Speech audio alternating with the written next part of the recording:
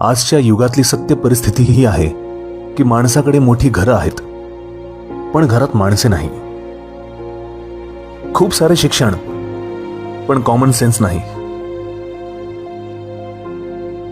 प्रगत वैद्यकीय उपचार व औषधे, पण स्वास्थ्य नाही.